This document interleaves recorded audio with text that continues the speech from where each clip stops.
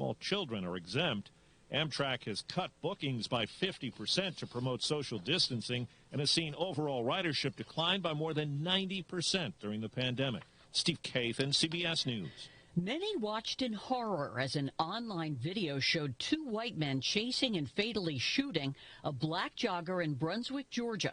Last night, Gregory McMichael and his son Travis were arrested in the killing of Ahmaud Arbery. Ben Crump is the attorney for the Arbery family. I believe that the video was all the probable cause you needed to arrest these murderous father and son duo. In London, British Royal Air Force jets painted the skies red, white, and blue to mark the 75th anniversary of the day victory was declared in Europe during World War II. And ahead of the opening on Wall Street, S&P futures are up 31. This is CBS News. CBS News Radio is your home for breaking news. With our team of reporters around the country and the world, we give you the coverage you can trust. At Fisher Investments, we do things differently, and other money managers don't understand why. Because our way works great for us. But it may not work for your clients. That's why Fisher Investments is a fiduciary, obligated to put clients first. It's the highest standard for a financial advisor. So, what do you provide? Cookie-cutter portfolios like the rest of us? No cookie-cutter portfolios here. Fisher Investments tailors portfolios to meet each client's goals and needs. But you do sell investments that earn you high commissions, right? And make commissions when you make trades for your clients? No, Fisher Investments doesn't sell any commission investment products, and we never earn commissions on trades. So what's in it for you? Fisher Investments fees are structured so we do better when our clients do better. When it comes to helping clients achieve a comfortable retirement, we're clearly different. Visit FisherInvestments.com to find out why investors like you switch to us. Fisher Investments, clearly different money management. Investments in securities involve the risk of loss. From the Harty and Stocker Studios in the heart of the Hawkeye Nation, this is the mighty 1630 KCJJ, Iowa City. Harty and Stocker Jewelers, making memories, making moments.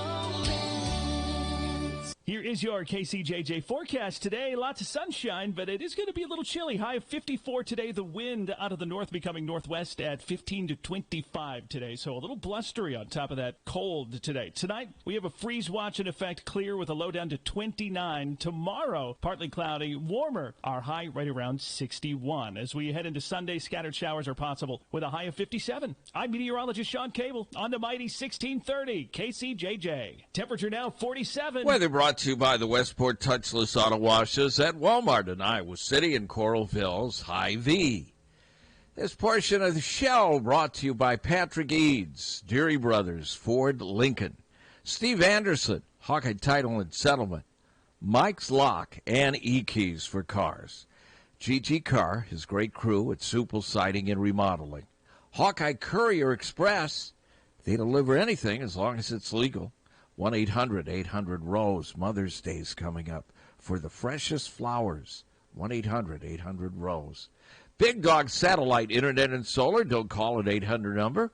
Call Kevin and his crew at Big Dog, a Premier Dish authorized retailer, at 338-6600. Harty and Stocker Jewelers and Cowboy Lawn Care.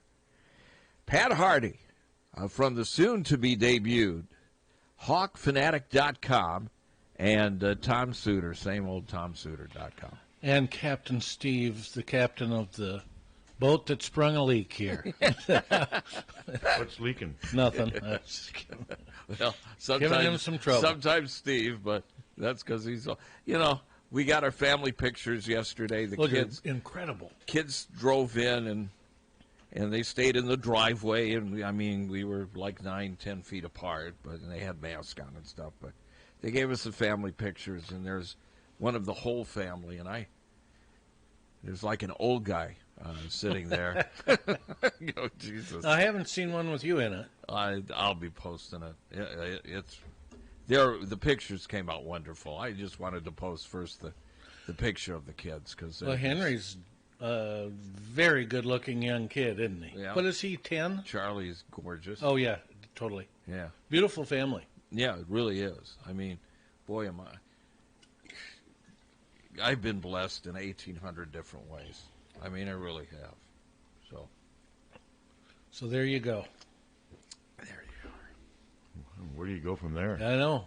It's great. Congratulations. You're welcome. You got a great family. Let's get that out before we. Well, I mean, I got to do what I wanted to do for all these years, and absolutely great it's funny family. You have to explain a family photo by saying you stood 9 feet apart and wore masks. That shows you where we are right now. I'm working with Pat here. Think about that, though. Yeah, masks and standing 9 feet apart to take a family photo. No, the photos were taken when you did Earth ended. That'd be a hell of a photo. Oh, you're saying when you guys handed photos to each other and saw each other, you kept social distance? Yes. Yes, the photos were taken. We didn't take a family photo. I'd rather have you standing in your driveway 9 feet apart. That'd be a hell of a photo. You really couldn't do a family photo right now. No, you really couldn't. Well, not. I guess you could. In Iowa, it's 10 or isn't it? What's the rule here right now? Yeah, technically you could. I'd be a little skittish. Yeah, I would too. Honestly. I would like to take a family photo where you're standing 9 feet apart with masks. Yeah. Have some guy go over. Wide angle lens. Yeah. And everybody's got a mask on. Yeah. Different kind of mask. Well, we would know when it was taken. Right? Yeah. Well, yeah. Some were starting in late March or April. We just don't know. Yeah. Right. When the end date is going to be. And that's what we've talked about. I think the hardest thing about this is that, if we knew that on October 16th this thing would be completely done, you could say, okay, I can do this. I can do this till October 15th. We can do this. But there is no firm anything. Mm-mm. And that is, of course, what drives you crazy. I mean, BARDA, I guess they had a board and control meeting yesterday. I mean, life still goes on in some ways. They do those usually on the first Thursday of every month. And I didn't cover it. I saw some of the quotes, and it was him basically just kind of speculating. He doesn't know. Yeah. I mean, they're making all these contingency plans, but they don't know. It's all just speculation, guesswork right now. So at this point, did he say anything about a potential team starting to get back together in June 1st? That was one of the things they addressed, like and whether you could play games without fans, and that does seem to be the thing that's picking up momentum. And I think Kirk even brought that up on the Dan Patrick show. Well, and that makes sense to me. I think you could figure out a way to safely. What I could see happening, I could see them playing games without fans, and then the media does press conferences Zoom from home, just not dealing with opening up the press box. Yeah. And then we all have a Zoom with 5 or 6 players and the head coach. I could see that being the way we do. Because the press box could be a incubator. Yeah. But I really could see that being the way they did it in the first year. Well, just keep the media. They're going to have to cover this game. That'd be weird, covering an Iowa game at Kinnick at home. That would be really strange. That would be strange. I could see that being the next way they do the next phase. And obviously, if there's no fans allowed at the games, I wouldn't think that they would open up the parking lot, so there'd be no tailgating. Obviously, it would be weird, so bizarre. Well, yeah, I can't imagine if you're not having fans in the game, you're not going to let them tailgate. No, would be my guess. That's just a guess. If we do this phase-in thing, I could see them playing without fans. And then I could see the media covering stuff afterwards, Zoom. Like, okay, Iowa, the players of the game. You get, if Tyler Goodson runs for 180 yards, obviously you have him and 3 or 4 other players. They do their Zoom thing. Kirk does his Zoom thing. I could see that really being the way they do next season. And you could use the video for, websites and television TV, stations. Yeah. Use the audio for radio. Yeah, podcasts. I could see that being the way it gets phased in. That's just strictly a guess on my part, but that's all anyone's doing at this stage.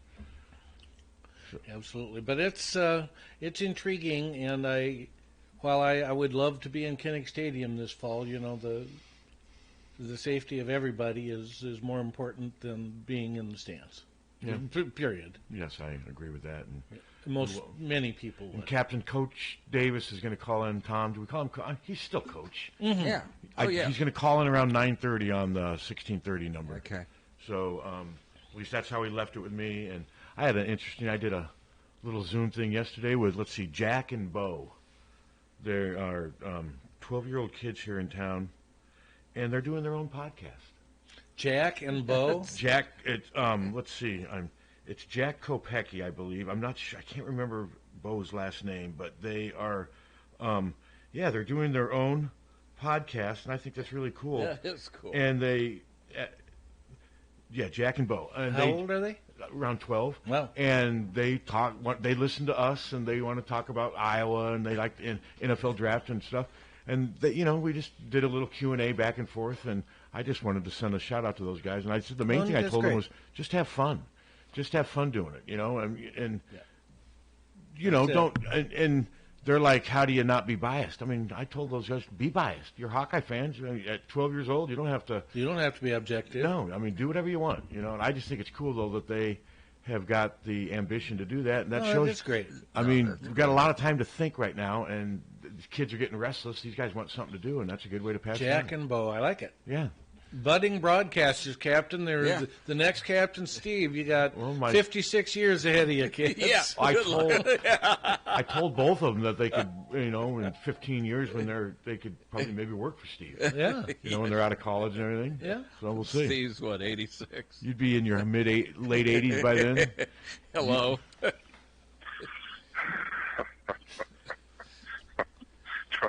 12-year-old podcast. I had a local cable TV show. 12-year-olds. Call me when they get a local cable show. Wow. Fake jerk with a quiver full of arrows. Coming out early, too. Wow, yeah. Usually call real early. Coming out much earlier than usual. I was on that. I've been on that cable show. Me too. Yeah. I've been on it before, and I've been ripped on it before. I've been on it, and I don't remember why I was on it. And it wasn't when Dirk was doing it, I don't believe. I turned it on a couple times, and they were ripping me. Yeah. Bud. And then had you as a guest the next week? Bud, no, wait a second. Bud was ripping you? Bud was part, yeah. I can't. I think it was Bud. I think it was our buddy John Balmer. Yeah. This was back in the Alford, Pierce, and... Was Bob Boyd doing it then? I believe it. Does he have the one with the dog? Yes. I believe he was there, and Dwayne Thomas, and I think Feeney called me and laughed, and he said, you got to turn on the... And I'm like, why? Because they're... And I turned it on, and they were just unloading. I wasn't on it. I was with you. When you were on it, I was in the audience. And you were watching. That's all right. Okay. Well, that's right. It was pretty funny, though. They were unloading, saying I was a hater. Yeah. I can't remember what the subject matter was, but there was, back in the Alford times, there was a little bit of tension. Did Johnny Balmer rip you? I think he did. Which is, that's certainly his prerogative. Yeah, what are you going to do? There was a time from about 2003 until Alfred left, where there was, there were some times when Gatens and I didn't get along very well back then. Yeah. But then I think people eventually realized that there were definitely two sides to the story, and, but now Mike and I are really good friends, and he still likes Steve Alford was great to the Gatens family. Yeah. I get it. Oh, hey, great to Haluska. I mean, a lot of people you got to base what you feel about somebody on your experience. Steve Alford taught Adam Haluska a lot. Yeah, and I admit that. But no, it was those were different times back then. And so was Adam's coach at Iowa State? Was it Eustace? Eustace. Yep. Who'd you rather play for, Alford or Eustace? Eustace, because then you could at least have a beer with him. There you go. Multiple beers at 4 a.m. You'd be like, come on. The player's like, Coach, come on. I got to go home. Coach, let's go, man. The bus leaves early tomorrow. Yeah, wimps. I remember when those photos came out, I'm like, good Lord. I mean, that's when That wasn't good, was it? No, that's when I said, with all the controversy and stuff that you went through with Alford, there were still some things that you just never would expect to. I mean, that was a very unique situation. What Larry had going on there. There just weren't a lot. I just don't think there were a lot of head coaches hanging out at sororities and fraternities at 4 a.m.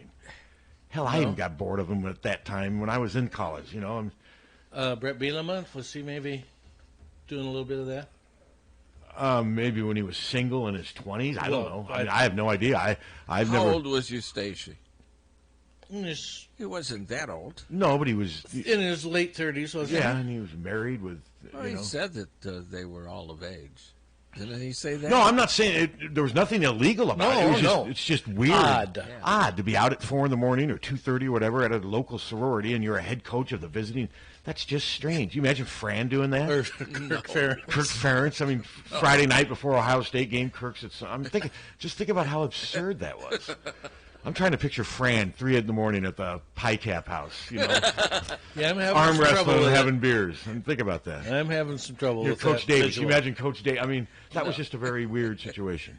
But that's what was so nice about covering Iowa. Yeah, there's been some issues, but it's mostly pretty tame here. You know what I mean? I mean, the NCAA invested. There's just not been much. I mean, they've had the Jane Meyer thing and whatever. There's been, but wouldn't you agree for the most part? I mean, you're reading about what's going on with Kansas basketball right now. The NCAA sounds like Kansas is going to pay a price. I mean, they always say that. I mean, it's going to be interesting to see what happens. And usually, a big sign of whether something happens that's going to be serious is what the head coach does. Mm-hmm. And Bill still seems to have his heels dug into the ground. But the story from the AP yesterday didn't sound encouraging for Kansas. It didn't. But we'll see if the NCAA, what kind of cojones they can muster up here. And what kind of evidence they have. Well, a lot yeah. of it will come down to that, too. But I've been reading. I mean, I don't know. It just seems like this has been going on forever. It has, and Rick Pitino's paid the price, but he's already got another gig. Iona. Yeah. You watch. He'll probably win there. Oh, I'm sure he will. Well, of course he will. I mean, he's a good coach. Yeah. He's a good recruiter. My guess is he'll win there, and watch, he'll be.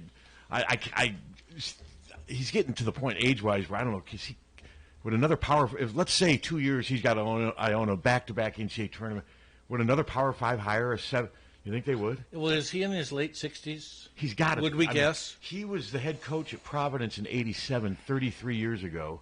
And I believe he was in his early to mid-30s then. That would make him at least 70-some now. Would make him at least 65 if he was early 30s. Hello? So you're saying Kansas is wayward?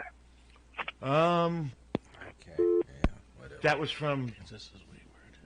Wasn't that from the band? Kansas, yeah. Wayward. Carry on my wayward Carry on my wayward son. I wasn't... I caught that right away. What did you think of that song, Captain? I kind of liked it. I kind of did, too. I didn't mind it. I'll give you that. Yeah. I didn't mind some of their stuff. I didn't love them. How about Dust in the Wind? It was kind of fun to play on guitar, but, not really. It was kind of a dirge. Well, and who cares about Dust in the Wind, really? I mean, Well, there's a lot of dust in the wind. unless it gets in That's your why my eyes. sinuses are all screwed up. Well, if it gets in your eyes, then Dust in the Wind is a problem. But there's a metaphor behind that. There's a message behind that song, isn't it? All we are is dust in the wind. Yeah. I think we're more than that, though. Yeah. Don't you, Captain, think you're more than just dust in the wind? Especially on a day when you have good shows? I don't think so. When you're killing it? When am I doing that? I heard Lonnie say that we were killing it with guests. Yeah. That's the heat on our side. Yeah. Yeah. The heat. It's always good to have the heat on your side. Wouldn't you agree? It is. He is great. I mean, he's not here now, so I can. He's just been great. Well, and I mean, yeah. And we are really, and I'm not doing this to kiss ass or anything. Yeah, you are, but that's okay. No, I'm really not. We are very fortunate to have the police officers in all the communities, Coralville and North. I would agree with that. I would too. We just got great people serving, and we really do. Hello. That's Officer Johnson. Yeah, Officer Johnson's great too. Okay, now what was that? Ghost of Gavin. Ghost of Gavin talking about Officer Johnson. Okay, so that wasn't an angry. No. That was more kind of neutral, just pointing something out. But I mean, because I came from the Quad Cities, and I remember our sheriff in Davenport. They found we had a snowstorm, and they couldn't find any of the plows or any of the equipment to move the snow, and they found it on his farm in Arkansas. he had taken all the city equipment down there. So wow, yeah. But no, I respect and admire the people in law enforcement. No, well, we got a good bunch here. We seriously do. What was he in? What was the occasion? just coming in and talking about how they're handling COVID, and COVID. It's gone from being the coronavirus. Now it's just COVID, and no one even says 19. It's just COVID. Eventually, it's going to be just or vid. Molly's called it the Rona from the start. Yeah. Yeah, I've called it a pain in the ass. Well, it sure is that. And just well, and for more people, I don't want to minimize that either. For a lot of people, it's way more than a pain in the ass. Oh, for sure. I didn't want to shortchange. For most of us, or many of us, it's an inconvenience, and a tremendous one, but an inconvenience nonetheless. Well, for a lot of people, it's a financial. Yes. I mean, it's there's a lot of financial landmines out there. It's kind of interesting building 2 websites during a pandemic. I never imagined myself in this position, but no, here we are. Nope. I'm looking forward to talking to Tom. I mean, so I've had a couple of people reach out to me with good questions. Somebody wanted to know why were they always good in rebounding? Because for the most part, they were. That's true. They were always and they had tall guys, but I think that's a good question. And somebody else asked me to ask. Remember what BJ said about Coach Davis was the first one to teach him about tempo, playing with tempo? Yes. I'd like to ask Tom, when he decided he wanted to coach basketball, did he already know then that he wanted to coach up tempo? How does a coach pick out his style? I've always wanted to ask him that, and I'm not. And it's a great question, because he was definitely up tempo, and other coaches. Oh, for sure. And I know we joke about Licklider. I mean, Licklider was the extreme the other way, but there's a lot of coaches in the middle too. Yeah, and I'd like to ask Tom if he sees any similarities with Fran's system compared to what he did. And you're going to have that opportunity. Well, and there was a lot of criticism of Dr. Tom's teams about the three-point shooters against him being too open. Well, when you play up-tempo, that's transition. Well, that's right. Same criticism with Fran. Absolutely. And it's just the way you play. When you play fast-tempo, there's going to be times where you get beat in transition and what have you, but the one thing I know, I've talked to former players, the one thing with Tom is you're in that rotation, you were going to play. I mean, remember how they were always, nobody ever was tired. Now, you get into those tournament games, there were times when BJ and those guys were playing 30, 35 minutes a game. Actually, they just had, it wasn't the Cyclone Network either. They had the LaFesta Rhodes game on. I found myself, I ended up watching like a half an hour of it the other night. Not very good reception, snow globe type stuff, but that was 1987, December of 87, and the amount of talent that was in that game. I mean, Iowa State had him. They had they were top 20 at that. Well, they had Jeff Grayer was on that team. There was a lot of talent on that floor. There was. That was just such a weird game where he just could not miss. Now he had a great year that year too. He did. But that game was just one of those weird games where it was a fun game to watch. It would have been had Iowa won that game, that'd be one of our all-time favorite games. You bet. But, and kind of the Rick Mount game that we've talked about to a lot of those guys, it was exactly that kind of game. Rick Mount scores 61 points and Iowa wins. Mm-hmm. It's a total shootout, and we won. And what they say with the three-point shot, it would have been close to 80? Yeah. I remember I got a kick out of Fred saying that, remember Fred had to guard him. Remember, they were teasing him after the game for that was interesting listening to Fred talk about the aftermath of winning that game. If I remember correctly, didn't Fred say he kind of took him because nobody else wanted to guard him? Yeah. Uh-huh. Fred's like, all right, I'll guard him if I have to. That shows you how good Rick Matt was, and yet he never really became an NBA star. No. I mean, he was an okay NBA player, but that just shows you how different college is to the NBA. Well, certainly he's the best shooter I've ever seen. In person. He's too. I don't remember. I don't remember ever seeing him play. It was before my time. Yeah. But think about it though. How I think Iowa's a perfect model of how tough it is to make the NBA. Just think of Matt Gatens, Devin Marble, Aaron White. There's more. Peter Jock. Utoff. Jared Utoff. Adam Woodbury. All very good college players. Very good. And have not been able to stick on an NBA roster. That just shows you how tough it is to make that league. And it makes me, when I do hear that, that's what makes me say to myself, maybe Luka will come back. because Lucas said before that he's not leaving unless he can be assured that he's going to make a roster. And I'm just not sure if he's going to be able to get that assurance. Are they able? Would any general manager say, "I guarantee you a slot"? I can't imagine. I can't either. That's what makes me think he will be back. I'm just guessing. I haven't spoken to him since we had him on the show. I'm just guessing. That's my guess. And I'm anxious to see what Tom says, or eager to see what Tom says about Luca's development. I mean, because, boy, they've developed. Think about it. Between A.C. Earl, Les Jepson, some of the big men that they developed at Iowa under Coach Davis was very impressive. Absolutely. Especially A.C. Earl. I mean, A.C. Earl just his. Yeah. Well, then I guess Les Jepson. I mean, Les Jepson played in the NBA. He did for quite a while, didn't he? For a while. Not quite a while, but for a while. He made a roster, was in the league, signed a contract, and what have you. But when he was a project when they got him out of Bowbills, North Dakota. Did you ever play there? Your band? No. We did play in North Dakota, but not Bowbills? I don't think that's a really small town, isn't it? I mean, like really small. Yeah, very small. Well, I bet traveling around in the winter in North Dakota had to be fun. It was so bad once we were on our way to Minot, North Dakota in a blizzard, and it was so bad that we had to stop and park our truck along the side of the road and then drive back to Bismarck because it was impassable. So you weren't able to play your gig? We got there late, a couple days late. When I was at KSTT, a station in Fargo wanted to hire me, and they were having a snowstorm, and the guy wanted to interview in person, and he wanted to put me in a helicopter in the snowstorm. I don't think so. No. Never been in a helicopter. I haven't either. That's one I'm going to skip. Yeah, I heard they're really tough to fly. Yeah, I wasn't. I said, that's okay. Yeah, I'm skipping that experience for sure. Yeah, so. They're kind of like bumblebees, you know. They don't look like they should be able to fly. It doesn't make any sense. No, I remember going down at the whatever bowl game that had the Red Baron fighter planes as part of it. Mm-hmm. Yeah. I flew over the bay and did the tricks with the guy, the pilot. You had to sign a. And I remember it was like $100 to do it or whatever. Was it fun? This may have been free for the media. Yeah, it didn't scare me as much. There was one time though when the guy did the rise, just went vertical.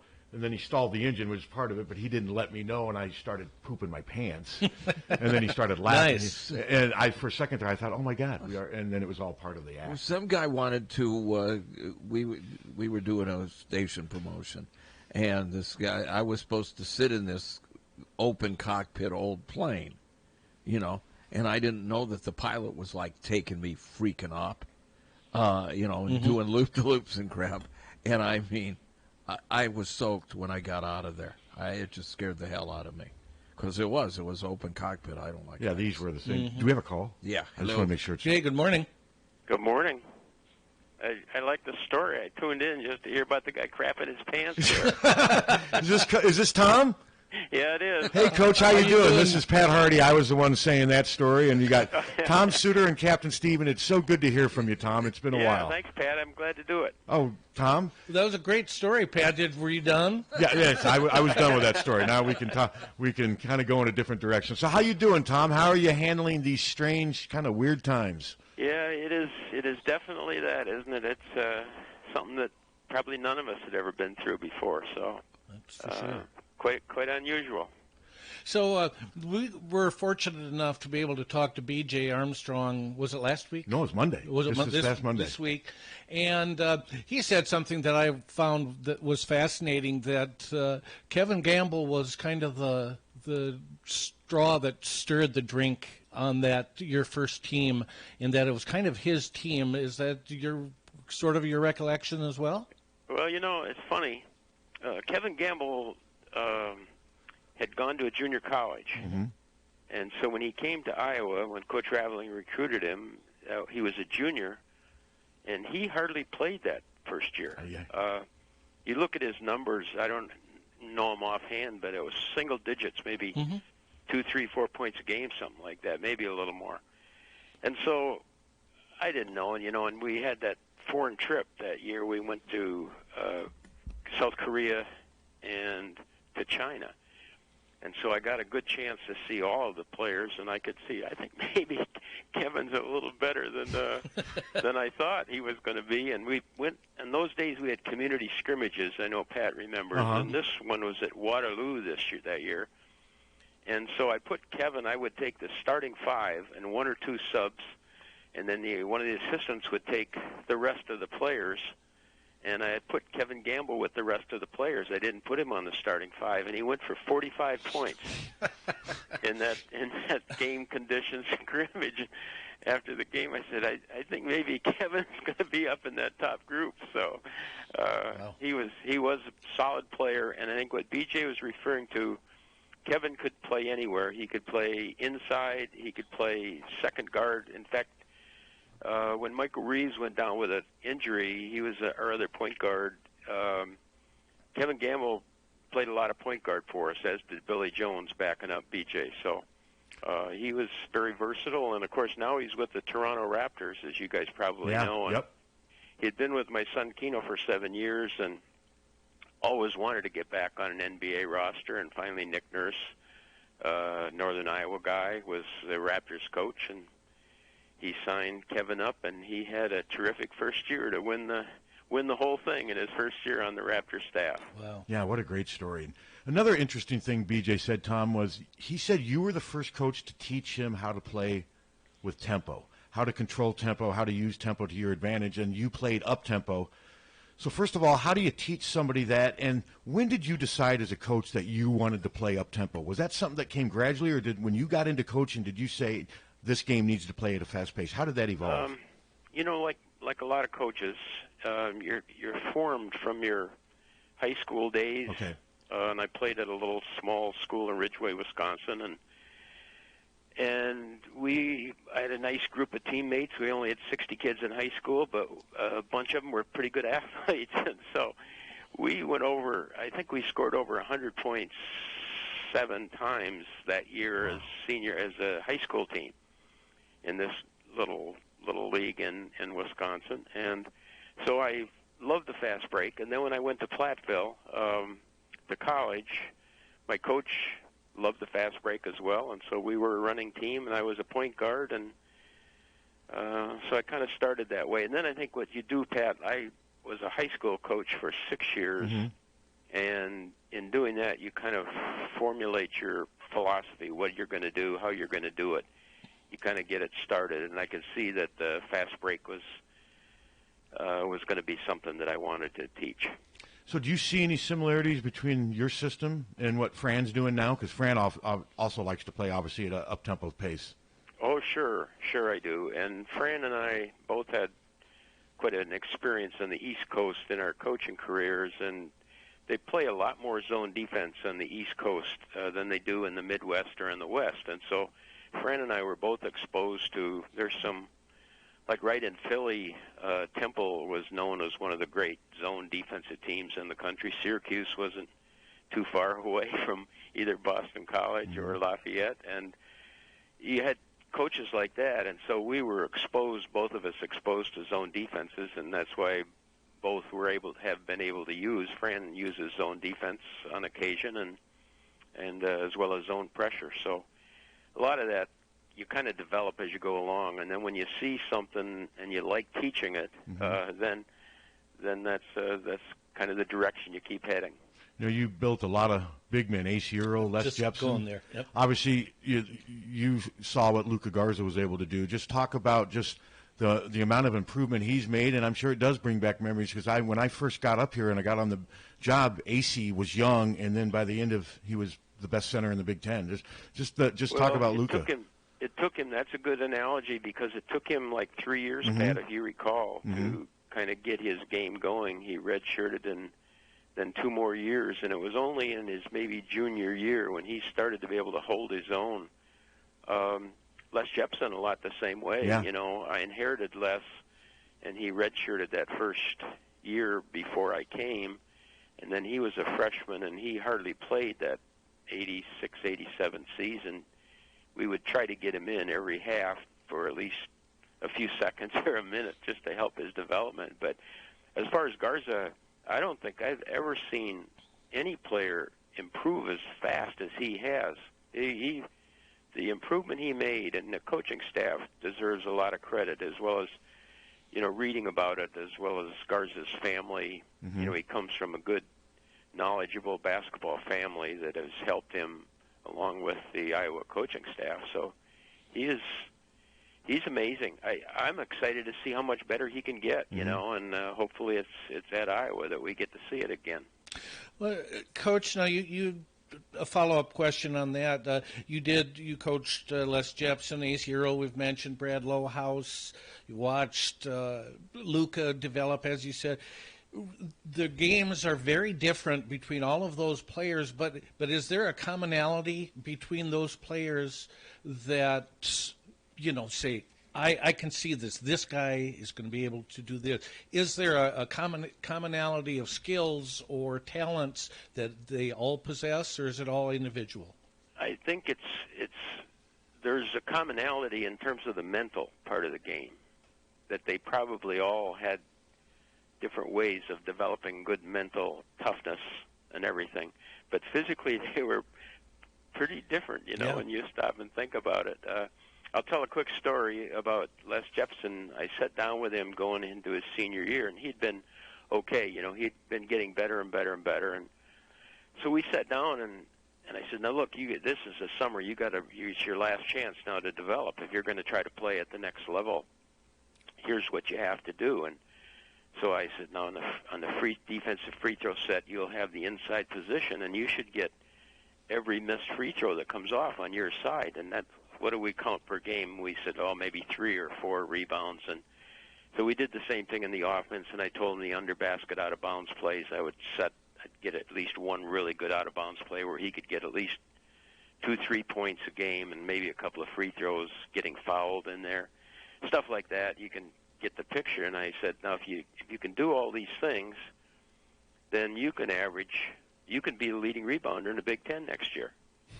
If you can get 10 rebounds a game, that might lead the Big Ten next year. And he kind of looked at me, here's a guy that hadn't been having much success. And then I said, and furthermore, you can get double-double for the season. You can average more than 10 points a game. Maybe you get up to 15 or whatever. And he's nodding his head. Now, if you know Les at all, and I know, Pat, you know him. I know him pretty well. Mm-hmm. He is a very intelligent, hard-working guy. Comes from good North Dakota stock, so he's nodding his head. Okay, this is what I got to do. And I said, and then I put a number down there, so many $100,000, and I wrote it down on the bottom of this sheet. And I said, this is what maybe you could make in your first year in the NBA if you can do these things. And so he does it, and he achieves all those goals, and he gets drafted the last pick in the first round of the NBA draft. He comes back, and he brings a sheet in to me that he had kept, and that was his exact salary. Wow. Wow. It just choked you up. You're sitting there, holy cow, how can that happen, he says. And, a lot of it's dumb luck, of course, but he was able to be mentally tough, and AC Earl had the same characteristic and how tough he was, and he would just battle you, and he became a really good shooter. I mean, he was a good free throw shooter, and while he didn't have the 3-point range that Garza has, he's pretty solid player. So I think that's the only comparison, or the mental toughness that probably all three of those big guys exhibited. Tom, the way AC played after Chris was killed, the 92-93, the way he carried that's still one of the most impressive things. Yeah. That was my first year covering you, and it just, and Val Barnes too. I know it was a team effort, but it just seems like AC Earl just lifted his game to another level. Is that fair assessment? He is absolutely fair. But you know what? A lot of guys on that team did. Yes, Val Barnes, Jimmy Bartles, Kevin Skillett, guys like that, Kenyon Murray. There were a whole bunch of guys that moved their game to the next level. That Michigan State tape that they play every once in a while on ESPN and other channels of that game, that was their first game back after Chris's death. It's it's just amazing to watch how Yes, it hard is. that team played. I was sitting not far behind your bench because they had the media a lot closer back then. But yeah, it's something I'll never forget. You know, when we were talking about rebounding, your teams almost every year were close to the lead in the nation in rebounding margin. And a fan wanted me to ask you, every coach emphasizes rebounding, but why were your teams consistently very good at it?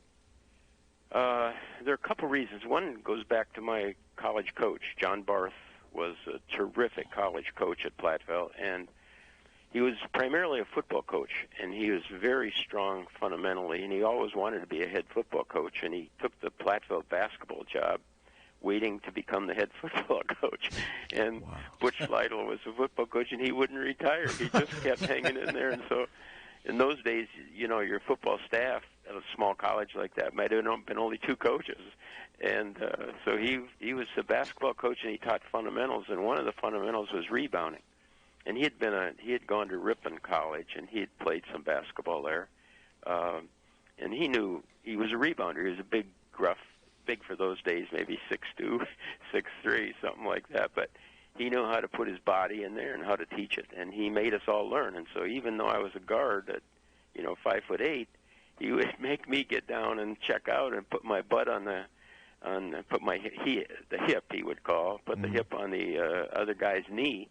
And he said, he can't jump. If you got your butt back on his knee, and you've got him screened out and your arms are up, he can't go anywhere. You're going to get that rebound. And so Les Jepson was a good example of that. He could screen out with the best of them. And so we taught it the same way he taught us, and then we kept statistics, and we'd have one assistant coach on the bench, and all he would do is keep the rebound totals, who was rebounding, who wasn't. And if you weren't rebounding, you came out of the game.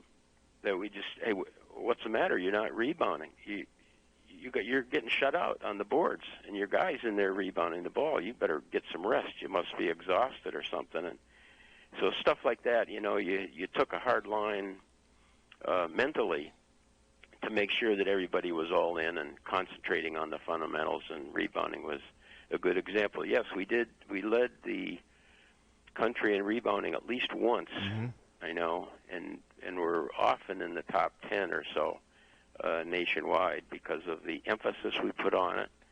And we always sent 4 to the boards on the offensive rebounding, whereas a lot of teams were so afraid of getting beat by the fast break, they would send 2 or 3 back sometimes and only send 2 to the boards. And so if you've got 5 guys rebounding and they're only sending 2 or 3, you should really dominate that statistic in that particular game. So there were, other things in that, but I think the constant emphasis on it for sure. Well, Coach, you also coached some of the very, very best point guards in Iowa history, and B.J. Armstrong, Andre Woolridge, one of my all-time favorites, Dean Oliver. Tell us a little bit about how those guys were the same, but also how they were different.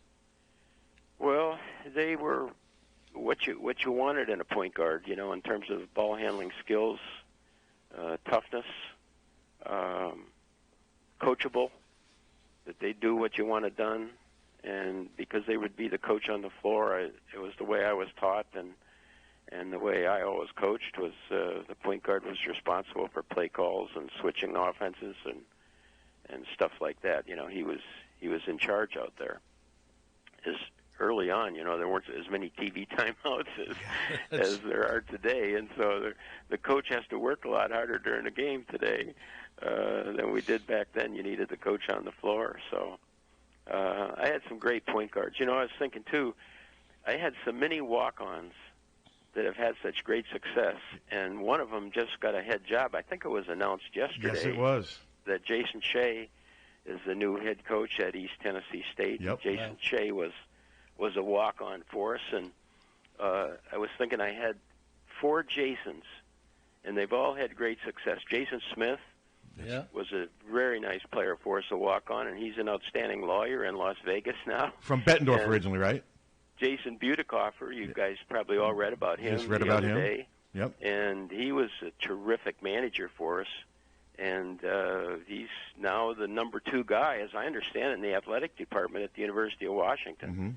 Which is I mean, that's quite a ways up the ladder for as young as he is. And then I was going to mention Kerry Collins, who is a manager, is a TV executive, and covers Wimbledon and covers the British Open and stuff like that, and helping on the TV crew. Scott Rabinold was a terrific walk-on for us from Montezuma, Iowa, and he's I don't know where he is in the ranking, but he's in the fundraising business for the University of Texas. And he is either running it or he's a number 2 man, or he's very high up. So tremendous accomplishment. And then I got at least 4 or 5 guys that are bankers that were walk-ons or managers. So they weren't all basketball players, but the point they all had point guard mentality. I'll say that for them. These might be some good interviews. Scott Rabinow, that might be fun getting him on here. That's impressive. Yeah, I remember him. A kind of a combo guard out of Montezuma. Scott. Exactly. Yeah, I do remember. Tom, I wanted to go. I know we're kind of going all over the place here, but when you took over the Iowa job, were you worried about roster shuffling? I mean, because we asked BJ. All the players stayed, and BJ was because we were all so happy. We liked Iowa, blah, blah, blah. And then he said we also hit it off with Coach Davis. Were you ever concerned that you were going to have to work hard to keep the team intact? Yeah, one of them was BJ. Okay. His dad called me up and after I took the job, and he said, Coach, he said, congratulations on the job. He said, but I think BJ's going to transfer. Well, BJ didn't tell us that. Yikes, no, he didn't. Terrific guy, Ben. And his mom to well-raised, really sharp family. And I said, well, why would he want to transfer? Where's he thinking of going? And you know where he was going to go? No. Central Michigan. Interesting. Wow. Which is where my son is. Life comes full circle, doesn't it? Wow. I said, Ben, why would he go from Iowa? He says, well, he's not sure he's good enough to play in the Big Ten. And so I said, man, I haven't coached him yet, but can we let me have a chance to see what he can do? We're going to have these practices before long, and then we have that foreign trip. I said, I'll guarantee you this. If on that foreign trip, if he can't play for us, I'll help him get either that spot or a comparable spot, because he can get that anytime he wants it. And so, the end of the story. It wasn't very long before you could see that he fit perfectly with what we wanted to do, both mentally and physically, and just my needing a point guard to dominate the ball and dominate the game and push the break. He was a natural and still is. If you watch him on that Last Dance thing, I wouldn't be surprised. He's a pretty big time agent right now, and working for an agency, but I wouldn't be surprised if one of the TV networks signed him up, because he's so glib, so polished. He's been around. He's had great experiences. He's got Michael Jordan as a friend, and so he's got a lot of power with him right there. So BJ's pretty special. So that was kind of the story, and everybody else I think was pretty happy. And I had a reputation as a running game and up tempo. Mm-hmm. And getting up and down the court, and they were all great kids. Those kids, that was the last year, as I recall, of 15 scholarships. And that was part of the reason, in Iowa State, you mentioned the LeFester Rhodes before I came on there, that of that era, Iowa State had a lot of talent in that particular amazing team, too. And so and part of it was because you had 15 scholarships, so you could take some chances on some kids and redshirt them, and let them develop and see what you could do. So I was pretty lucky that none of them did, because guys like Kent Hill, Bill Jones, Michael Morgan, whose son is an outstanding player in the Iowa City area right now. He was a terrific team player. So I was pretty blessed that they all hung in there, and that they were all, I've mentioned before publicly, that they were all coachable. There wasn't one kid on that team that fought you and didn't want to do what you wanted to do and when you wanted to do it. And they were all good-natured. They got along well together, and so they had a lot of real good qualities in addition to basketball talent. Coach, we've been talking about your first season at the University of Iowa. We got the chance to talk to Freddie Brown and Chad Calabria within the last couple weeks about one of the most painful losses in Iowa history, which was against Jacksonville in the 69-70 season. I got to be that guy. Of course, you had such a tremendous team in your first year, 30-5, playing in the Elite Eight, and then you had a great first half against UNLV, and then what happened? Well, there are two reasons. There are a couple of maybe more than two reasons, but one is Vegas was very good. Yes. They had terrific quickness, and they came out playing a real soft, kind of a zone defense the first half, and pretty much let us do whatever we wanted to do. And at halftime, Tark just said, we got to go get them because we had a good, solid lead. And they just came out physical this the second half. They got after BJ.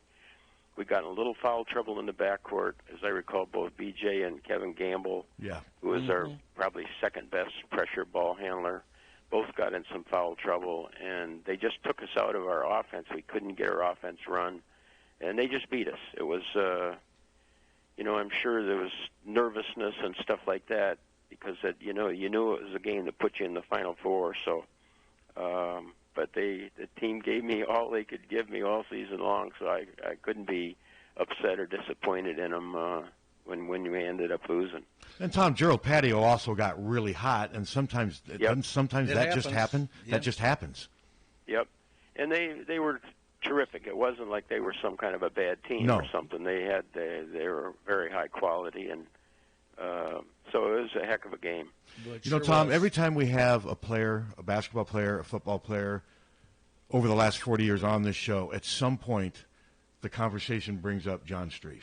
And BJ did it the other day, and I know John's probably embarrassed if he's listening. He hates talking about himself, but I mean, can you talk about what he meant to you during that time? He was, not only was I surrounded with talented players, but I had John Streif, and it didn't take me long. In fact, when I I came in to interview for the job, I'd been in Houston. I was going to accept the Houston job the next morning, and when I met Bump said to me, he said, is there any way you can hang around here for a couple of days because I got to do at least one more interview before I can make a decision?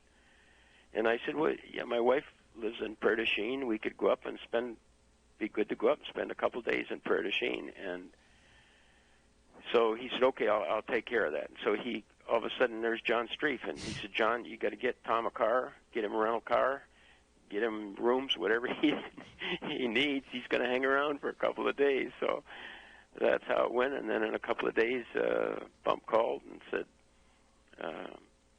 the job is yours. So John Streif, I knew right away John was more than a trainer. He was the jack of all trades for all of us. For Hayden, for all those years too, he was a real important part of Hayden Fry's program. And I know Kirk Ferentz in the early years, John was still doing a lot of the travel and things for football as well. But the other thing, Pat, is that we had a guy by the name of Dr. Dave Johnson, co-grad, team physician, worked for the university. And he was so good as well because he had played basketball. He was a good player at Co, and he understood the game. And between he and John, whenever anybody was hurt, I didn't even give it a second thought. I just knew that it was in great hands. They would just tell me what to do. You got to sit him. You got to tape him. We got to tape him. We got to take him in. Whatever. I just say yes. That's what we do. So when you have that confidence in the people around you, and so John Streif deserves tremendous credit. And every one of those players will tell you the same thing because he treated them all that way, all the same way, whether you were the 13th man or the 15th man on the team or the star of the team.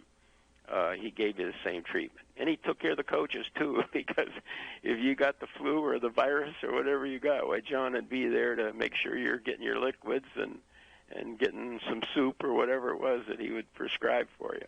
Yeah, no, that's exactly how BJ described him. Coach, we just got a couple more questions. We really appreciate this time. This has been a lot of fun Fabulous.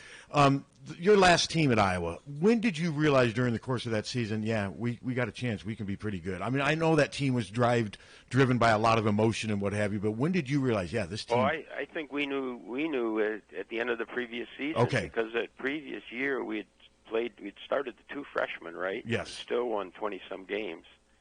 And so even though Ricky Davis went to the NBA after that year, we knew we had some good, solid pieces coming in, and we're just going to be nothing but better. So I think the whole team knew and that we had a chance to be a really, really good ball club, and it took us a while because our point guard position Dean was still developing as point guard, and he just kept getting better and better during that year. So, and Jeff Settles came back healthier, and that helped us a lot because he was a difference maker when he was healthy. Man, he was a terrific player, and he came back.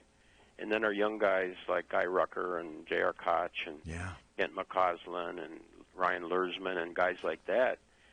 Jason Bauer had played a big role, and Jason Smith, as I recall, as well. And so we had a lot of guys that would come off the bench and give us good depth. So we knew we didn't need to play an emotion, I don't think, although I maybe that helped, but I think we knew we had a chance to be a good ball club. Tom, I think it's easy to forget how good Jeff Settles was before his back. I mean, it's been a while, but man, he could do about everything as a 6'7" small forward. Oh, he's good on TV too. He's great on terrific. TV. He's great. I don't think people appreciate him enough because he's not Dick Vitale. That he's not a loud, bombastic kind of a guy. He just knows the game, and he talks the game, and he explains it well. I think he's terrific. I don't know what his career will be like. You probably need a little luck in that business, but I think he's really good on TV. Okay, Coach, put you on the spot here a little bit. Game on the line.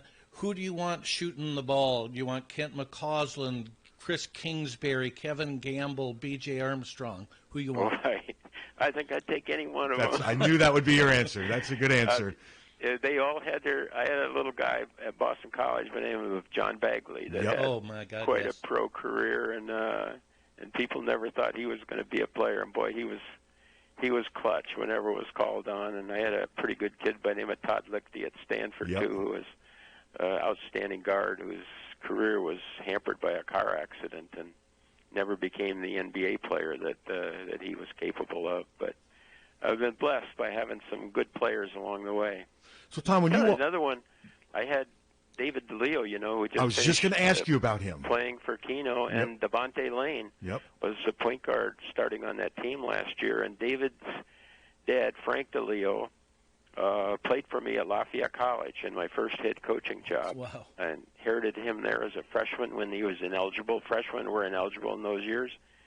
And so he played for me, and so David retired at Central Michigan this year as the all-time leading three-point shooter in the history of the MAC Conference and the history of CMU, obviously. So he had himself quite a career, and I think Devontae Lane's got a chance to be really, really good point guard for him this year as well. I agree, and I remember saying when David DeLeo was a junior at West High, he's one of the best pure shooters I had ever seen. Yeah. I mean, he had Kingsbury range. Yes.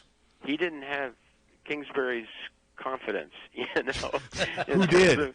Kingsbury didn't worry about what the coach was going to say. He thought he should shoot it, he would shoot it, and then he would ask questions later, maybe. But David was a little more coachable, and that's because his dad was a great player for me, and his mother was a terrific player too. I never saw her play, but she was a college coach and longtime guidance counselor at West High School. So Tom, Chris Kingsbury, I loved him. He never made excuses when he did something, when he missed a shot or something. I just remember interviews. He never made excuses, and he always accepted blame. Yeah. He was an interesting case, that's for sure. Yeah, he was. I know fans still love him to this day. Tom, do you have anything else? I mean, we could go on for. Did we ask Tom? Yeah. That's your call. I mean, let's do it. Okay.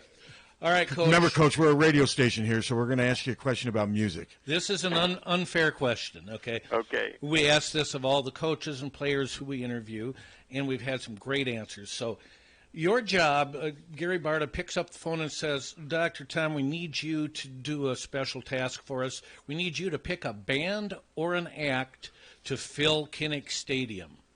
Who is Dr. Tom Davis going to hire? To fill the stadium. Yep. Country and Western, probably. I like that they made that one go at it. But if you watch that country music series on public television, yep, that just really caught you up. And not that I'm a music follower or anything, but boy, the video and that and everything is just tremendous. We taped it. We every once in a while will pull out one of them and watch it. Well, we've had a lot of Garth Brooks. We've had people. Yeah, we've had a lot of country music suggestions. Garth Brooks has definitely been one of those. Coach, I wanted to ask you one last question.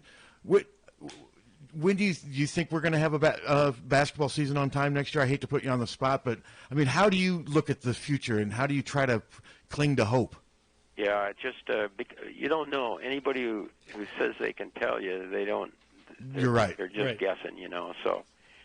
I'm just hoping every day. My hair really needs cutting. I'm hoping for the barbershop to open. If anybody out there knows of one that's going to open on the black market, I might be enticed to sneak in there for them. So, well, Coach, because it gets a little boring, but it's good, because you can get out and walk. You can go out and play golf, and I go to the driving range almost every day, or I walk down on Willow Creek Park and get as much exercise as I can. So that's great. Well, Tom, this has been so much fun catching up with you. I've always had so much respect for you on and off the court, and I know our listeners enjoyed this. And Tom, do you have anything else you? Nope. Just we appreciate your time. We appreciate you as the coach of Iowa. It was one of my favorite coaches, and it was awesome.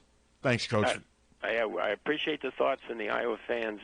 It's one of the reasons I'm still living in Iowa City. You've said that before. Because of the people here and how I feel about them. Well, Tom, I'll admit, I drive by your house every once in a while and smile because I think it's really neat that you've stayed here. It does show a lot about you and about Hawkeye fans in general. It's really neat. But thank you, sir, for your time. Thanks, Pat. All right. Thanks. Thanks, Coach. Thanks, guys. Yep. Bye. Awesome. Wow, that was fun. Awesome. Wasn't that fun? That was great. That was sure fun for me. Just listening to it. I remember, now that I think, BJ did not play very much that first year under George. No, his numbers. And Kevin Gamble didn't either. They were those guys did not play. They both, and Brad Lowhouse, those three blossomed under Coach Davis. He changed the course of their lives. So should we take a? Yeah, let's take a little break, and then we'll be back for some nonsense and who else, whatever else. From the Harty and Stalker Studios in the heart of the Hawkeye Nation, this is the mighty 1630 KCJJ, Iowa City. Harty and Stalker Jewelers, making memories, making moments.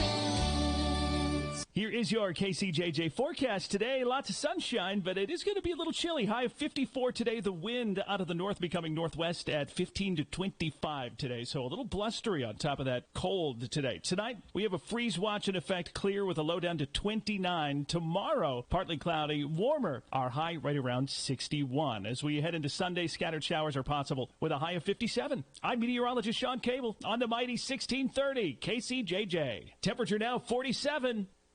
1-800-800-ROSE. 1-800-800-ROSE. Your FTD florist is the only number you need to know to send flowers anywhere in the country or Canada from anywhere in the country. 1-800-800-ROSE. It's so easy. Just remember one number. 1-800-800-ROSE. Your FTD florist. 1-800-800-ROSE. Remember, over the years, car keys have gotten extremely complex. Mike's Lock and E-Keys for Cars can generate the most technically advanced automotive keys on the market today. Mike's Lock and E-Keys for Cars can produce most conventional transponder, sidewinder, and remote-headed keys. If you've lost the keys to your car or simply need a duplicate, call 330-9185. Mike's Lock and E-Keys for Cars has the technology to keep you on the road. Call 330-9185 and schedule an appointment today. At this stressful time of our lives, Tammy finds it important to turn aside from everyday efforts and send warm, positive greetings and sincere best wishes to everyone. Tammy cares. She's here for you. A heartfelt message from Senior Benefits. You see the same people there greeting you, and they know you. I think of my cell phone. There's not a big distinction there from family to customers. Deary Ford in Iowa City. That kind of relationship that goes deep. Taking care of you, taking care of your vehicle. It's just that growing list of friends, frankly, that's kind of been the big payoff for me. The ownership experience is going to be 4 or 5 plus years. We have to be there for you. Deary Ford in Iowa City. See why people choose them over and over again. DearyFord.com. GT Carr, owner of Supple Siding and Remodeling, offers service and quality that is unmatched in the area. At Supple Siding and Remodeling, their trained professionals will install and guarantee the products used in any size job done, regardless of the project. Supple Siding and Remodeling will stand behind their quality products and installation with exceptional customer service. Whether it's a window replacement, a kitchen remodel, or a house addition, our employees are committed to quality. Visit sales at suples.net or call 337-2246. Hi, this is Steve Anderson with Hawkeye Title and Settlement in Iowa City. Whether it's a crazy real estate market, record low interest rates, or the COVID-19 virus, we are living in unprecedented times. But know that my remarkable team at Hawkeye is literally working around the clock and in unique and adaptable ways to try to make every deal close smoothly and on time. We appreciate your understanding, patience, and flexibility as we power through this tough time. We're going to get through this together. Hey, everybody, it's Kevin here from Big Dog Satellite and Solar, your local TV expert, and I want to tell you about Dish TV. If technology, value, and customer satisfaction are important to you, then it's time to cut the cable cord once and for all. Upgrade your TV experience and start saving with Dish today. Drop by Big Dog Satellite and Solar on Blair's Ferry Road in front of Rockwell. Call 395-0800 or visit us on the web at BigDogSatellite.com. We are Big Dog Satellite and Solar, your locally operated and trusted satellite TV experts. This is the best time to support local independent businesses with pickup and delivery and by purchasing their gift cards. Together apart with the mighty 1630 KCJJ. 5 minutes after 10 o'clock. Soon, hawkfanatic.com, but not now. Not today. A couple weeks, hopefully, hawkfanatic.com. Until then, you can hear this podcast radio show. Well, you can catch it on YouTube. We'll have it on our Facebook page and our Twitter feed.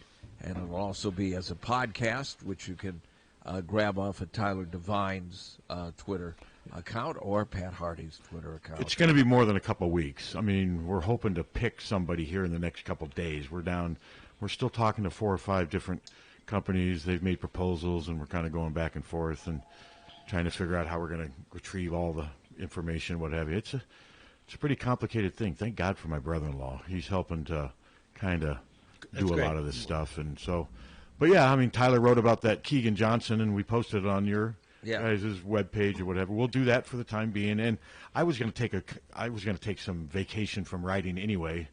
And other than recruiting, there hasn't been anything really going. Mm-hmm. I guess I could have covered Barta's thing, but I'm kind of taking some vacation from writing right now, and frankly, there wasn't a lot of. Anytime, like Coach said, anytime you're talking, and maybe it wasn't a fair question for me to put him on the spot. Nobody knows. I mean, we just don't know.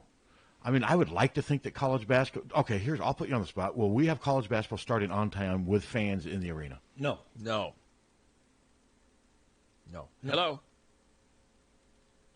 Looks like I called at the right time. Good. I also wrote about Jordan Oladikin, but he just decommitted, fellas. Wow, that's interesting because somebody in the recruiting, remember Tyler, somebody we know who does recruiting said he wouldn't be surprised if he would be the one to. He's never been to campus here, and he's from Florida. So what did he get a different offer? No, it was interesting. In the tweet, he said, "I will not be speeding up or slowing down." Something about I will not be speeding up or slowing down my commitment for anybody, and then tweeted something a few minutes later saying Iowa did not force me to commit. Because they don't do that. I mean, I know I'm not being a homer either. They don't do that. Kirk, now they may say to somebody, hey, we've got offers out to this, if this guy takes this before you do. Then But that's just business. But no, I've never heard hardly any recruits ever say that they were pressured from Iowa. Kirk's always said, take your time. Don't commit unless you're absolutely for certain. And I'm guessing that's what they told him in this situation since he's never visited. Well, that's just it. This is strange times right now. I could see us having more not just Iowa. I could see there being more decommitments over these next few months because I think a lot of these kids are getting antsy and bored and want to do something. Don't you, Tyler? Not just Iowa, to all these different schools. And yeah, everybody's antsy and bored right now. Yeah, and I think some people are making decisions when they're really not quite certain. But Iowa will be fine, and hopefully this kid will be fine. But thank you for good news, Tyler. Tyler Devine with breaking news, hot off the press. I didn't really want to interrupt Dr. Tom. No, we appreciate that. Good call there. We appreciate that. No, wasn't that fun listening to him? Yeah. No, I know I texted my dad to tune in, and my dad is a big Dr. Tom fan, so I know he enjoyed it a lot. Yeah, he's just so easy to talk to. It's like you're sitting in your living room. And he was just always such a nice man. I was still in my 20s when I got up here, and he treated me like he did everybody else.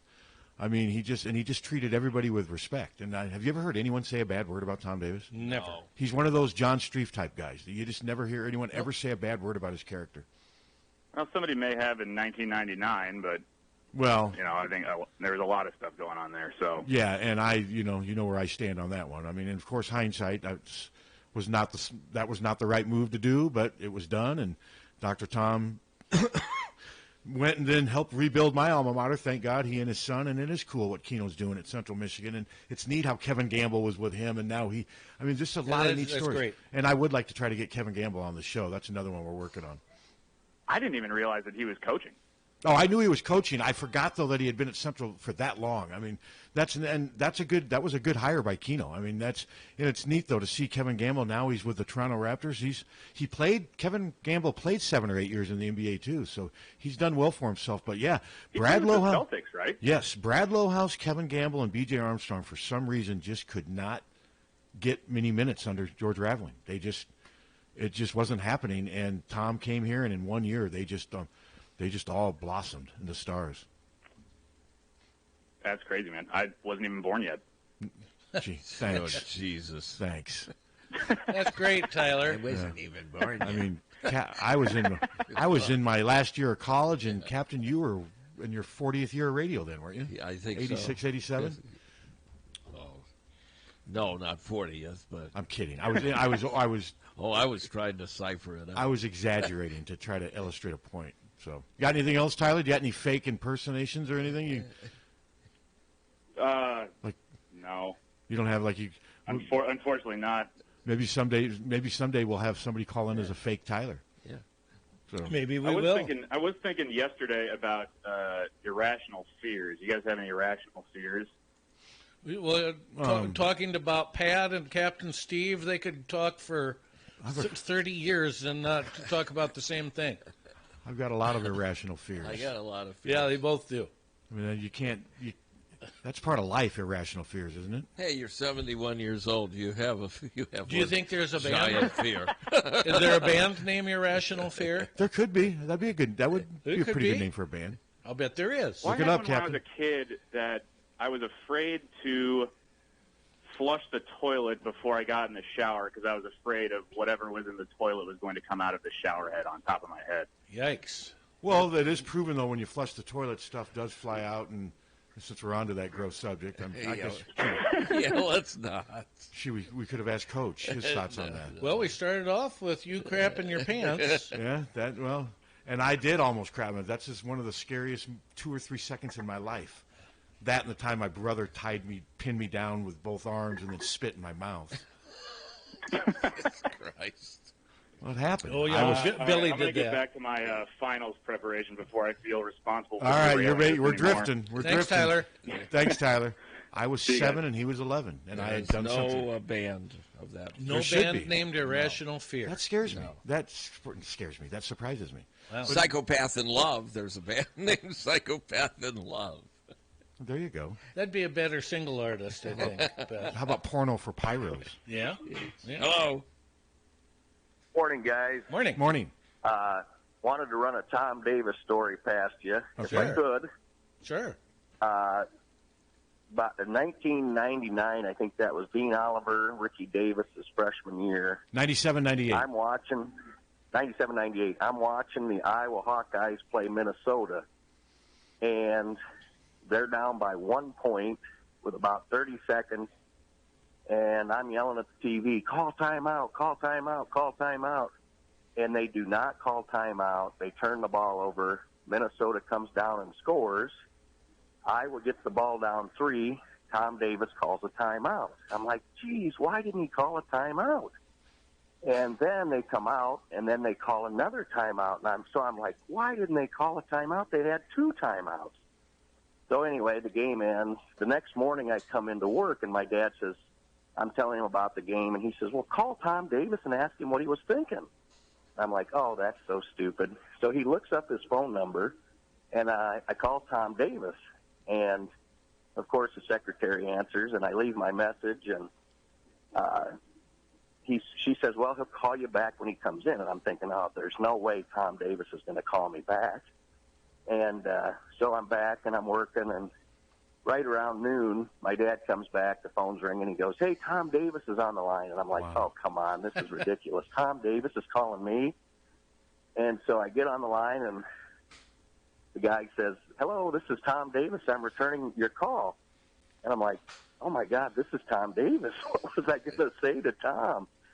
And I guess I asked him the questions, and Tom answered and gave me good answers. I think what he ended up saying was that they liked the defense that Minnesota was in. They thought it was the right time to attack, and that's why they didn't take the timeout. And after that phone call, I said, I appreciate this guy. I have a whole new level of respect for Tom. That's a neat story. Yeah, that's great. What a guy. What a guy. Yep. No, you're right about that, and thanks for sharing that story. I like great. hearing that. That's a neat story. Yep. All right, guys. Appreciate Enjoyed your interview with him this morning, and he was a great coach. And He was. Yes, he was. Great man, too, and that's your story illustrates that. That's cool. Not all coaches would have done that. Thank you. No, I like stories like that. Reminds me of a story. Gene Cady was another guy who I just loved. And I called one time, this is, God, when I was living in an apartment in Coralville, this 25, God, this would have been like maybe 97 years ago.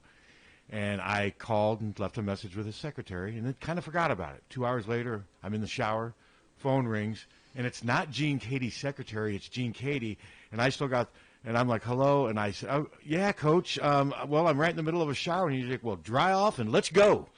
And he waited for me to dry off and put some clothes on. He actually waited on the phone, and I interviewed him for like 15, 20 minutes, and I remember hanging up the phone being like, wow, what a great guy. You know, you see the scowling madman he was nothing. He was like that, but there was such a good side to Gene Cady. He was a competitor. And he just, I was a young reporter from Iowa City, and he was going to give me my respect, and I just thought that was so cool. You know, think about the coaches that Coach Davis coached against in the Big Ten. Bobby Knight. Yeah, we didn't ask him that. Cady. I didn't ask him about Bruce Pearl. I wanted to ask him. He's talked about Bruce's success too. You're right, though. He coached during a time, just a magical Lou time. Henson. Yeah. Gosh, who else? Well, I mean, who were the coaches at Michigan during that? You had Bill Frieder. Yeah. Ohio State. Who was Did Gary Williams was at Ohio State during some of that time. Before he went to I Maryland. mean, there was some. Yeah. I mean, just go down the list. I mean, I'm trying to think of who else. Michigan State. Judd Heathcote and Tom Izzo. Yeah. I mean, yeah, it's incredible. No, it really is. Well, the Big Ten was just terrific back then. They really were. They had a lot of really, really freaking good teams. And yeah, and just Tom was, and I think we saw during the year when Chris Street was killed. That's where I think you saw the real strength of Tom Davis. He wasn't just a head coach then. He became so much more. He is just, because I remember some of those players saying he was our guiding force. He didn't overwhelm us with stuff, but he was there. They just said that he always provided the perfect environment to serve. That was a strange time. I mean, I mean, that was my first year on the beat, and going up to that road game at Michigan State, I can remember it like it was yesterday. I remember right where I sat. I remember Val Barnes. I remember A.C. Earl with the 40 shaved in his head. I remember so much about that game, that day, the hotel I stayed in. I remember the plane flight we took up there. We had really a rough plane flight. We were in one of those single-engine prop things. We flew from somewhere to a smaller town, then into East Lansing, and that second plane we were in, and the turbulence was huge that day. I just remember jumping up and down in my seat, and just the whole trip. And then they come back and they beat Michigan. That was probably the 4 or 5 strongest, most emotional days of all my days on this beat. And I'm sure everyone else that I work with would say the same thing. Yeah, that Michigan game was just that was the Fab Five. They beat them 88-80, and that game ended. They rushed over there. That gave the game ball to Mike and Patty Street. There wasn't a dry eye in the house. Were you there? Oh, absolutely. Yeah, that was. Oh my God, yes. That was just an incredible time, and I give so much credit to Tom. And like I said earlier, A.C. Earl deserves a ton of.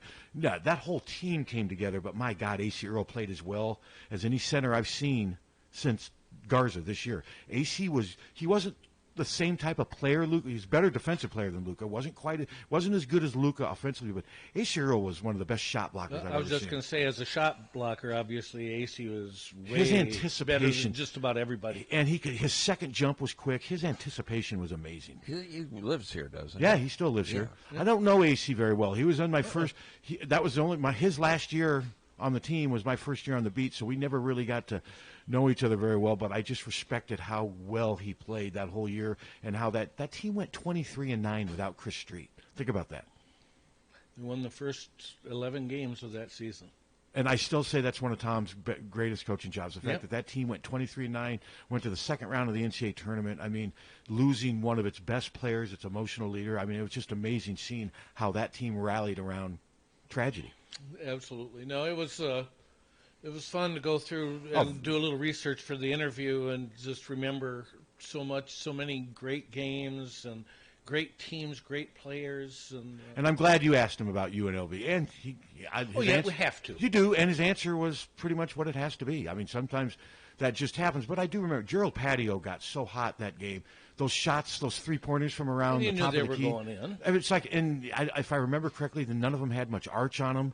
And he just couldn't miss. Looked a little bit like Johnny Johnson's shots. Did it really? They're real flat. But they also had Freddie Banks, Armin Gillian. That was a really good team. Could you have imagined, though, had Iowa and Indiana met in the championship? That would have been pretty cool. So does it make it worse for you that year Indiana and Alfred ended up winning the NCAA title? Of course it does. Me too. The petty... Oh yeah, kind of vindictive part of me. Petty vindictiveness, immature. I'm all those things when it comes to that. That makes it even worse. I think there's a rock band called Petty and what was it? Petty, immature, and vindictive. That sounds like an Eric Clapton song. Petty vindictiveness. Petty vindictiveness. I have a bottle of Petty and a gritty. What about Money and Cigarettes? Isn't that an Eric Clapton album? Is that? Yeah, I think. Isn't that a Clapton album, Captain? Yeah. Okay, that's what I thought. But no, I really enjoyed talking to Tom. Yeah. I mean, that was, and we had him on. I don't want to keep these guys on too long, but he seemed like he was enjoying it too. Yeah. The other question that I was going to ask him, No, what? No, a band called Petty and well, you guys Vindictiveness. think I'm a trained dog actor. We do. You've got your phone right there. We know that you're sexting, so it doesn't get hard to get off of that onto Google really quick. I'm sending the pictures to you, Pat. Of who? Raquel Welch, 1968? No, Clara Peller, 1994. And then Rita Shaw. Didn't you guys both tell me, though, you would take Anne Margaret at her prime over Raquel Welch? You guys both did? Absolutely. Okay, yes. I'm not. Absolutely. I'm not ready to go there. That is absolute 100%. 10-4, yes. Yeah, 100%. I'm not ready to go there yet. I would need some time to think. Have you guys seen Mother Jugs and Speed? I don't think so. I did. What do you think of that movie? Years and years So you ago. watch that and you won't watch White Boy Rick. Goddamn right, White Boy Rick. It was on again the other day, Captain. It's on every day. It is on pretty much every day. It's on every day. Yep. You know, it's on more than Andy Griffith is. No, I wouldn't say that. Andy Griffith is on. You can watch 8 episodes of Andy Griffith if you play it right between 3 and 8 o'clock at night. You go from TV Land to MeTV, and you got 8 episodes. If you play it right, you got 8 episodes if you treat yourself. I'll have to pass. Though I did like me some Andy Griffith, but okay. One of the questions I was going to ask Dr. Tom and ended up going in a different direction was, how would he draw up a defensive game plan against Luka Garza in the middle, and then 3 sharpshooters out front? Good question. And then you got your facilitator with Connor. And a lot of it would have depended on which team he had. If he had his 86, 87 team, he goes, I would have just had him play man-to-man and out-athletic them. Mm-hmm. I mean, it would have been tough for Bohannon to get shots off against Bill Jones. Wouldn't you agree? Yeah, that's true. I mean, that team, and it would be tough for Wieskamp to outmaneuver Roy Marble. That would have been an interesting, because I'm with you. I think next year Iowa has a chance to have a really good team. I do too. But who would you take, next year's team or the 86, 87 team? Wow. Oh, see, I'd take 86, 87. Number one, they've been there and done it. Probably. And how many of those guys on that team played in the NBA? You got BJ. Well, you had 7 NBA players on that. And I don't think you have 7 NBA players on next. Not that that's the measuring stick. I need to see next year's team before I'm going to start. Yeah, and that's fair. Before I'm going to start ranking it with a team that won 30 games. But no, I mean, I did ask the question. So, but that's fair. I do think Iowa has a really good chance. But before the season, I don't think you would have looked at the 86-87 team and say this team's going to get to the elite. Well, no, because the 85-86 season actually was. They made the tournament, but it wasn't all that. It was not. None of the time under George was all that. No, they had a losing season, and then he lost early in the first round of the tournaments, and they just never really won many Big Ten games under George. And I didn't really like George's style. It was kind of a grinded-out style. When Tom came here, it just seemed so liberating, just seeing these guys up. And I think that's part of how he kept them here, too. I love the way how George dressed on the sidelines. So that was... With the sweatpants? Yes. I love the stories. I wasn't here, obviously, but the stories. He would get pizza catered into his post-game press conferences. There's stories about like his hands would have grease all over. Sausage would roll off his pizza and then roll onto the floor. Well, and compare and contrast that with Ralph Miller's press conferences, where I'd watch Ralph a Clapton album smoke half a pack of cigarettes in the. But he wouldn't have scotch at the post game, would he? No. But cigarettes. So were there media people smoking back in those days? Everybody smoked back then. Yes, it was haze in the. It was good for you. It was good for you back then. That is Lucy was pregnant and drinking and smoking. That is one thing we've cut back down on is secondhand smoke. There's not near as much of that. This is true. Because it's almost unusual to see people smoking in public now. You know, you just don't see it. No, they've banned it in most places. Yeah. So you remember going to press conferences though with Ralph Miller, and he's just Abso-freaking-lutely. I went to a lot of them because I at the time I had a job delivering the statistics from Eric Wilson on one side of the field house, and I had to run through the bowels of the field house to deliver the statistics to the media people, all the radio and TV. Did you ever think about getting into like sports information? That never appealed to you? No. Why, I don't know, but that is kind of surprising given your love of sports and the fact that who your dad was. It just never really interested you. I was more into the music. Music? Yeah. Hippie? Yeah, kind of. Spawn not really. Spawn Ranch? That's on a lot, too. It's to the point now where Once Upon a Time in Hollywood is pretty much on. At any time you do a little surfing, it's on right now. But eventually I think it'll go away, won't it?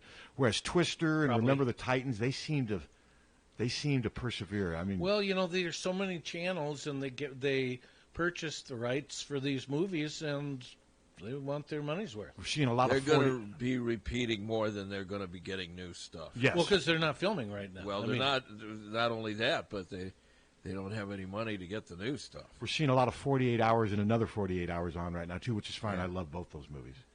You like those movies, don't you, Captain? 48 Hours? I love them. I thought Nick Nolte and Eddie Murphy were great together. We watched Becoming, the movie about Michelle Obama's book tour after she got out of the White House. Oh, it's terrific. And you saw those guys in Georgia got arrested. Yeah. Yeah.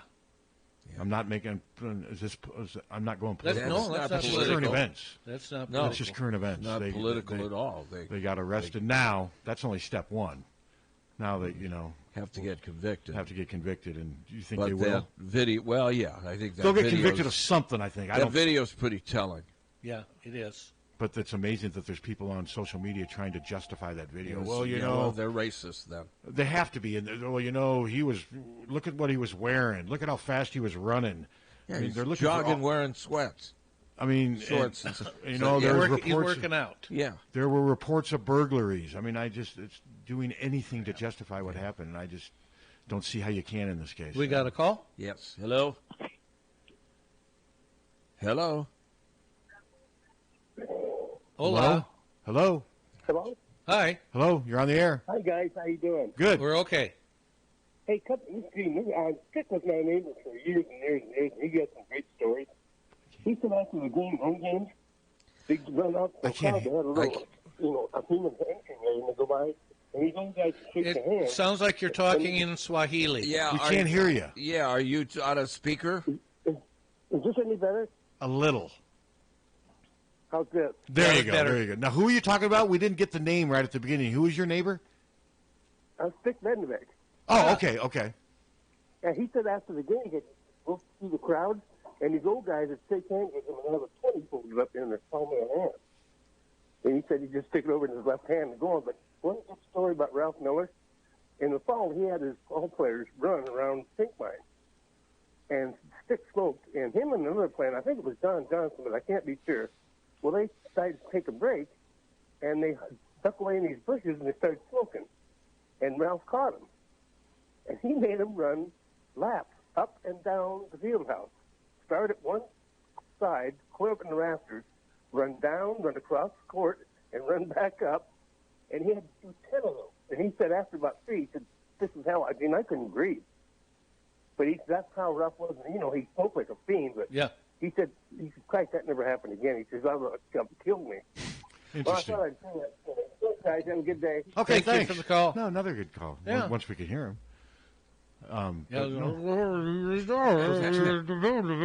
I like stories like that, though, about stuff that kind of shows the inner makings of a head coach and what have you. And Ralph Miller and Tom Davis were, fair to say, two different personalities? Two different personalities, but two of the best coaches the University of Iowa has ever had. Yes, and had their ways of winning basketball. Uh-huh. Yeah. This was a lot of fun today. I mean, I could have kept going. Oh, sure. I just sometimes I don't want to overstay our welcome. No, I think a half hour is a good. That's usually a pretty good cutoff. And if it's a rough interview, then not quite half hour. That BJ story, though, I sort of do remember him. But that was good to have Tom bring that back up. And I was getting ready to mention David DeLeo, and he beat me to it. Yeah. I think that's a cool story, how Keno's gone to his alma mater here in town. It is kind of a circular. Full circle. And Devontae Lane, Devontae Lane could have been a college football player, too. I mean, kid's very talented. If you look at him now, he looks like a football. He's about a 6'2", 220-pound point guard for Central Michigan. I found myself watching them on TV sometimes, and it's funny looking at Keno, and you do see a younger Tom. Uh-huh. You really do. A lot of their mannerisms are similar and what have you, and I'm just so grateful for what they did to Drake. They helped rescue Drake basketball. Now, well, I've always liked Drake basketball because when I was and your dad went there, and I'm a Drake grad. When I was a kid, I loved those teams in the late '60s that Drake had. Dolph Pulliam, Willie McCarter, Woody Wise, just great fun. They almost beat Jabbar, and Jabbar still. I remember Jabbar saying that was the closest they ever came to losing. Gosh, I remember watching that game, and boy, it was close. I think it was like 84 to 82. It was a real good basketball game. Yeah, Dolph Pulliam gave up 6 inches to Jabbar, but boy, he could rebound. Yeah, that was. I'm not old enough to remember that team. I was 4 or 5 years. I don't remember it. I started remembering Drake basketball about 72. And I remember people talking about that team, but I wasn't old enough to actually remember that team. Well, if you could ever get a chance to watch that game, it's a real good. Where could you game. Where could you find that? I would love to watch that. You might be able to find it on YouTube. Seriously, okay. I would love to watch. And as far as these, explain before we get off the air, where besides Tyler Devine's download Twitter feed, where else can your guys' Facebook page? And our then Facebook page will have the YouTube, and we'll have Tyler's Twitter feed as well, put on our Facebook page, and also we will post both the YouTube right now, actually. Okay. Is on Twitter and on Facebook.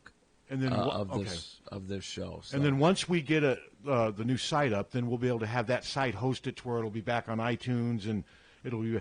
But we've also been entertaining the idea of maybe keeping it exclusive onto Hawk Fanatic to begin with. We'll see. I mean, yeah. But we're saving the podcasts. Okay. So when you do have the site going, we can post all the podcasts on there. Okay. All right. We'll have a great weekend, everybody. Thanks again to Coach Davis. Special thanks to Coach Tom Davis. We're going to take a break on YouTube. We'll be back in 2 minutes. Police reports coming up next. Need pizza? Perfect for lunch, dinner, catering, pickup, Tinder dates, breakups, birthday parties, rehearsal dinners, business meetings, Tinder dates, late night, social gatherings, before the show, after the show, Tinder dates, before the big game, after the big game, after your walk